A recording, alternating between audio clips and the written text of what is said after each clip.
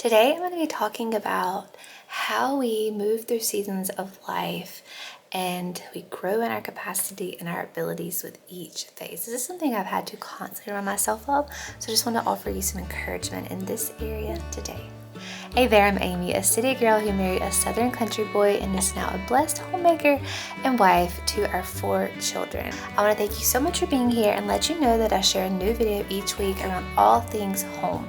But I did not grow up in this world of gardening, cooking meals from scratch, making herbal remedies, but I have learned a lot along the way and want to bring you along in this continued learning process in the beautiful blessing of a slow and simple life. So whether you're moving into marriage to become a homemaker for the first time, maybe you're moving into a season of motherhood with your first child, maybe it's your second, third, or even 7th. So because no matter how many times you become a mother, it's different each time. There's a lot of similarities, but there is a difference with each member you add to your family and your mothering capacities. And I think it's important to remember that each of these seasons are just that, seasons, and nothing in life is constant. It may be for a time, and it may seem like that time is never going to pass, but life is always changing and you are always growing. As I'm making this remedy here, it's honey, turmeric, pepper, ginger, garlic, vanilla. I recall back to when I knew nothing about healing the body through plants and herbs. I completely relied on outside professionals, outside pharmaceuticals when sicknesses hit myself or my family. But now through growth, expansion, and capacity, I've learned to heal some simple ailments and prevent illnesses at home through plants and herbal medicines such as this I'm making today. This is a really simple one that's beneficial for antibiotic properties for any type of viruses, sicknesses, cough, congestion. Just 5 years ago, I was a new mother learning how to hold my child and try to stir dinner, whereas now as a mom of 4, I do that without even thinking. I'm usually nursing baby while cooking dinner, entertaining other children. It just shows you adapt and you grow as you pass through these seasons. I remember thinking it was so difficult having one child and getting anything done. And while I'll say that having one child is a little more, I feel like you're a little more time consumed than having 3 or 4 children, because when you have more children, they start to entertain each other. Whereas with one child, you're kind of like their sole form of entertainment. No matter how many toys you have for them, they still just want to be entertained by you. I remember thinking it was so hard to get anything done with him. And now it's actually quite easy. It's so much easier getting things done with my newborn and my older 3 children, because like I said, the older 3 kind of entertain themselves.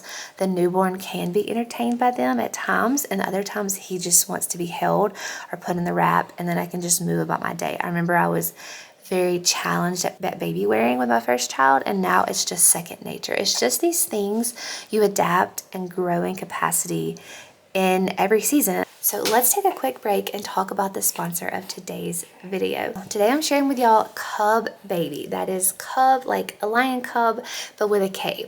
They have high quality natural products for your baby. Very aesthetically pleasing products, very simple, streamlined products. So I want to share with y'all today 2 pieces from them that I am loving for our family. We have 4 children, so these items will all get used. If God blesses us with more, we will use them even more with those children. We have the growing high chair and the feeding set.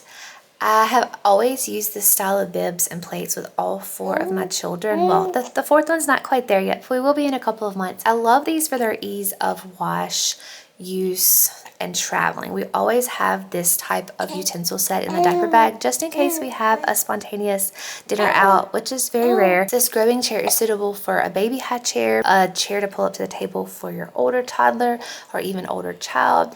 It could even become a work chair for an adult. It has that high of a weight capacity. It's really convenient. It perfectly matches the growth needs from newborn to toddler to adult. Well, maybe not necessarily newborn, because newborns aren't really going to sit in a high chair, but as soon as they start eating and they can sit up and eating solids, this is perfect to start them in the growing chair all the way up to toddler and childhood years.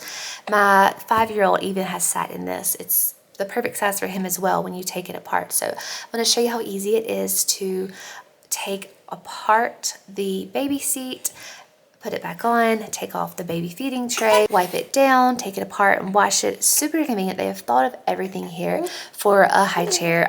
We've had high chairs in the past that have little crevices that are very hard to clean.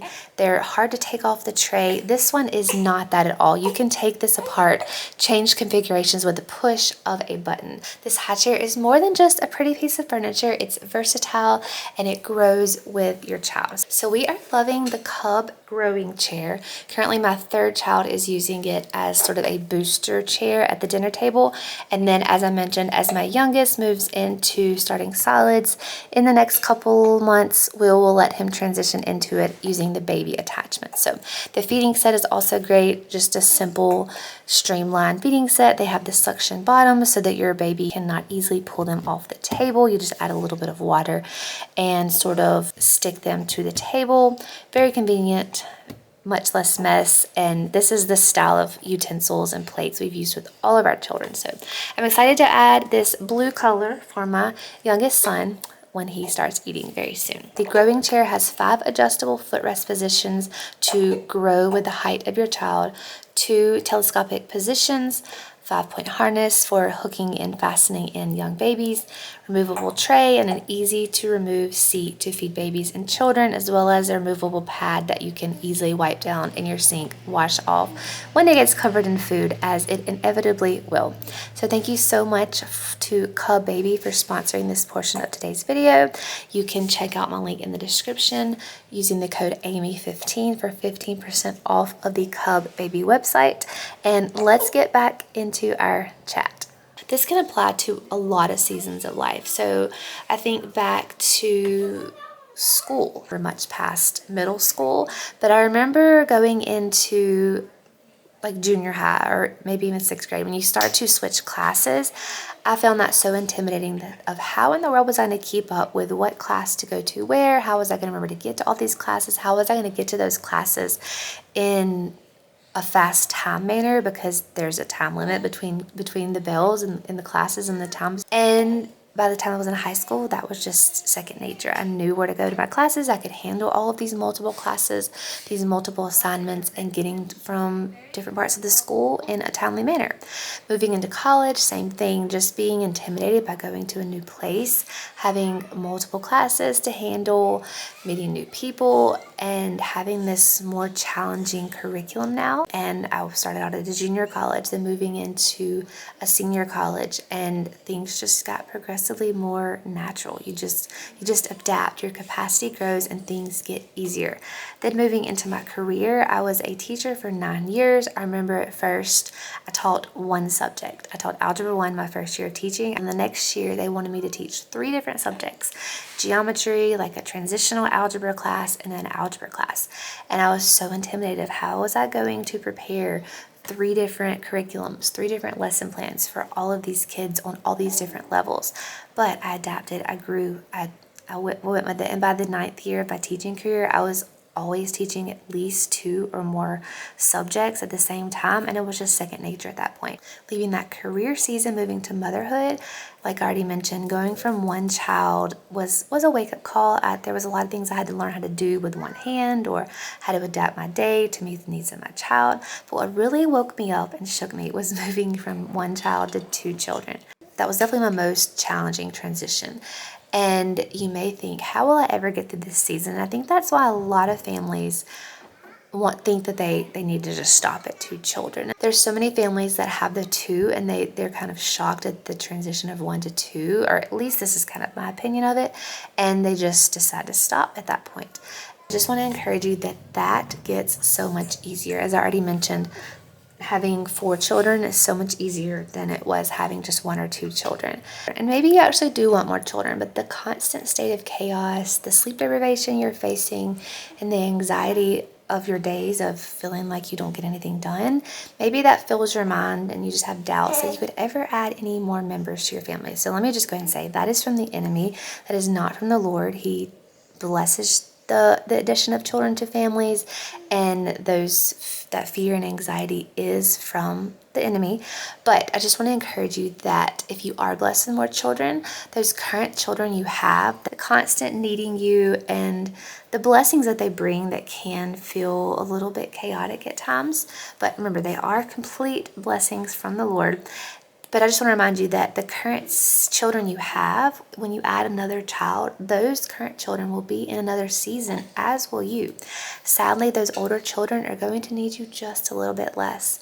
They're going to be more independent, and they may even be able to help you more with the new children. Or at least we have found that to be true in our own family circumstances.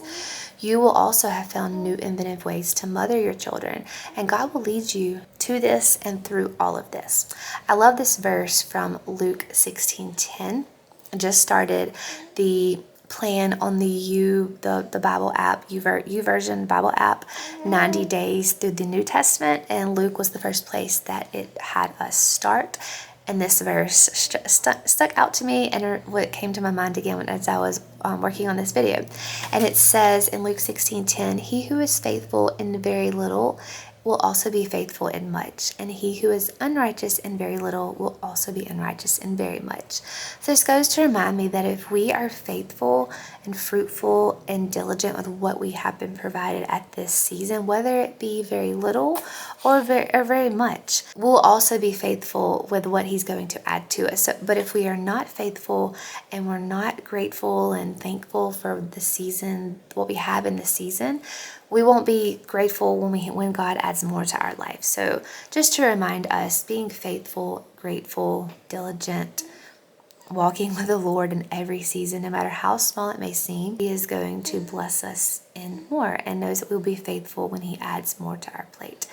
Another example of this sort of in our own lives is my husband and I dream to live on lots of land with animals and moving towards raising all of our meat, becoming self-sustainable in that area. While we do already raise our own chickens for eggs, we have a dairy cow for milk, and we are raising and butchering 1 or 2 pigs a year. We aren't there yet for beef, but I have to lean into God's plan that he knows our desires for this, to acquire more land, to acquire more animals, to raise these animals for our family's needs. And just remember that he desires to bless those who are faithful of what they have in each current season, and remind me to be faithful and thankful and grateful for what season we are in now, and know that he has a plan and a promise for the coming seasons for those desires of our hearts. So the more I'm at home, leaning into being a homemaker, wife, and a mother, the happier I have become in each season. I will say, when I first came home to be a homemaker, I had 2 children, and within 9 months of that, we added a 3rd child to our family. So those first 9 months, I was kind of learning routines, learning to get up before the family, prepare the house for the day, read my Bible, spend some time in prayer, and then I woke up with the children and made breakfast for my husband, the family, and that was kind of my routine. Well, then it was working wonderfully. I was loving that season. Well, then we added our 3rd child, and all of a sudden, I was not able to wake up before the family. I was up throughout the night, nursing a baby, getting up with baby. And it was very difficult to get up before her, because if I got out of bed, she got out of bed, and then she didn't get enough sleep for the morning, and then she was extra clingy through the day. So I just learned that it was not a season to wake up before the family. And I remember thinking, I just got into a good routine, and now I can't get up before the family. I have a talkative little 3-month-old here as I'm recording this voiceover. I remember thinking how frustrating it was to have been in this wonderful routine of getting up for the day, preparing myself for the day, and now in this newborn postpartum season, I wasn't able to do that. And it was very frustrating. And I kind of had to remember that that was just a season. And within about 4 or 5, 6 months, I was back to getting up before the family, getting some Bible to reading in, getting things prepared for the day before the family woke up. And then most recently, I'm still kind of in the postpartum with my 4th baby. I remember going into this postpartum season, remembering that this was a season where I was not going to be waking up before the rest of my family. This was a season where my husband was going to have to take on a few more of the morning tasks. For example, milking the cow. We had just started milking our cow when I was about 6 or 7 months pregnant, and I was doing most of the milking. And then all of a sudden when I had the baby, all of that went to him. And I remember feeling really guilty at first that my job that I had wanted to do to serve our family and milking the cow every morning now was being pushed upon to him. And he really didn't even mind milking the cow for me. He was happy to take on that job for me for that time, for that season, because he knew this was just a season. But I remember just constantly apologizing that I couldn't get out there and milk the cow because I would try to wake up before the baby and sneak out, or try to put the baby in the wrap, but the baby would want a nurse, and it was just almost impossible. And I just remember I had to remind myself that this is a season when this little baby is sleeping through the night and sleeping in his own space, and realizes that he doesn't have to be right next to me to continue sleeping, and I can slip out of bed before him and go milk the cow. Then we'll be back to that season and it will all be okay. It always, I think, hits moms or any person in any season, kind of an adjustment phase when you get into a new season of your current normal is now shifted, and you have to find a new normal for that season. And this is something I have struggled with a lot, and I've struggled with a lot of, like I said, guilt, almost just feeling guilty that I had to put things off onto my husband in a postpartum season, when really my priority was taking care of our baby and making sure he or she was fed, cared for, all their needs met, and he didn't mind taking over some of those responsibilities in that season. So all that being said, I know there are some families who want more kids, or they would desire to have a bigger family or more land, but the season they're in kind of intimidates them from pursuing that, and they kind of just take matters in their own hands and don't trust God with that plan. But I want to encourage you that the season that you're in is not the season that you'll be in forever. The children that you have now that need very much of your attention for almost everything, every part of their day, will not always need that much of your attention, and you will actually miss that. We'd love to be blessed with more children in our family, because I know that my capacity will grow. Our resources will grow. That's another thing. I always say that God provides for the children that you have, not the children that you don't. And He has been faithful with the addition of every member of our family. Something has slightly shifted each time we've had a child to give us more confidence that we will be able to provide and take care of each new member of our family. Because I know that's a big fear for a lot of families, is financial resources when adding more members to the family. And it makes a lot of families take family planning into their own hands and not trusting the Lord, because they just don't think they can financially provide. And this is something my husband and I have lots of talks about, and I constantly am just saying to myself and to him that God provides for the children that you have, not the children that you don't. And when you trust in Him to provide for you in each season, because each season is different, you have different needs and different financial needs in each season of life, then there's so much more peace in that. So I hope this was encouraging to kind of remind you that your capacity will grow, your ability to manage and cope in different seasons of motherhood will grow, your resources will grow, all when you trust this plan, these seasons, put them in God's hand.